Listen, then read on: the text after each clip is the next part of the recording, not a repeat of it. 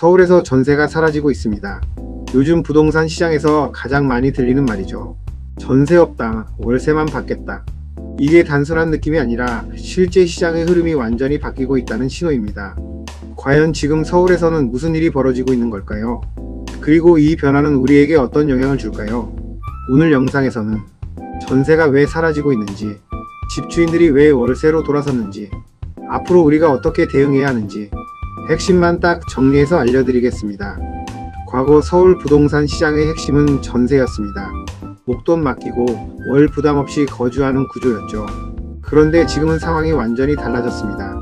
요즘 집 보러 가면 이런 말 많이 듣죠. 전세요? 그건 없고요. 월세만 가능합니다. 이게 왜 이렇게 된 걸까요? 핵심은 딱 세 가지입니다. 첫 번째, 집주인의 선택 변화. 두 번째, 시장 리스크 증가. 세 번째, 공급 부족. 이 세 가지가 동시에 터지면서 전세 시장이 급격하게 무너지고 있습니다. 예전에는 집주인 입장에서 전세가 나쁘지 않았습니다. 큰 돈을 한 번에 받고 그 돈으로 투자하거나 대출을 줄일 수 있었기 때문이죠. 그런데 지금은 다릅니다. 금리가 올라가면서 상황이 완전히 바뀌었습니다. 전세금 받아봤자 은행 이자보다 수익이 낮아졌고 오히려 월세가 훨씬 안정적인 수익 구조가 된 겁니다. 게다가 최근 몇 년간 문제됐던 전세 사기 이슈까지 겹치면서 집주인 입장에서도 전세는 리스크가 큰 구조가 되어버렸습니다. 그래서 이렇게 말하는 겁니다. 차라리 월세가 낫다. 지금 서울은 단순히 전세가 줄어든 게 아닙니다. 전세 자체가 희귀 상품이 되어버렸습니다.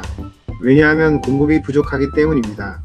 신규 아파트 공급은 줄어들고 재건축, 재개발은 지연되고 기존 매물은 잠기고 결국 시장에 나오는 집 자체가 줄어든 상황입니다. 그런데 수요는 그대로죠. 이러면 어떤 일이 벌어질까요? 가격 상승, 조건 악화, 그리고 월세 전환. 지금 우리가 보고 있는 게 바로 이 흐름입니다. 이 변화의 가장 큰 피해자는 누구일까요? 바로 세입자입니다. 예전에는 전세냐 월세냐 선택이 가능했다면 지금은 월세 아니면 갈 곳이 없다. 이런 상황이 되고 있습니다. 문제는 여기서 끝이 아닙니다. 월세의 비중이 늘어나면 매달 고정 지출이 커지기 때문에 생활비 압박 증가, 저축 감소, 자산 형성 지연, 이 세 가지가 동시에 발생합니다. 즉, 단순한 주거 문제가 아니라 인생 설계 자체가 바뀌는 문제가 되는 겁니다. 많은 분들이 궁금해하는 질문이죠. 이게 일시적인 현상일까요? 냉정하게 보면 단기간에 다시 전세 시장이 회복될 가능성은 낮습니다.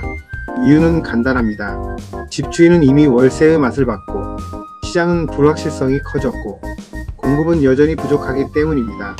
특히 금리가 크게 떨어지지 않는 이상 월세 중심 구조는 계속 유지될 가능성이 높습니다. 그럼 이제 중요한 질문입니다. 우리는 어떻게 해야 할까? 현실적으로 세 가지 전략이 필요합니다. 첫 번째, 월세 기준으로 재정 계획 다시 짜기. 이제는 월세를 기본값으로 생각해야 합니다. 두 번째, 입지보다 총 주거비 중심으로 판단. 집값이 아니라 내가 감당 가능한 비용이 핵심입니다. 세 번째, 기회가 올 때 빠르게 움직이기. 전세 매물은 나오면 바로 사라집니다. 즉, 지금 시장에서는 속도 정보, 현실 판단. 이 세 가지가 가장 중요합니다. 서울 부동산 시장은 지금 조용하지만 강력하게 구조가 바뀌고 있습니다. 전세에서 월세로. 이건 단순한 트렌드가 아니라 게임의 룰이 바뀌는 순간입니다. 이 변화를 이해하지 못하면 계속 끌려갈 수밖에 없습니다. 하지만 반대로 이 흐름을 먼저 읽는다면 기회가 될 수도 있습니다.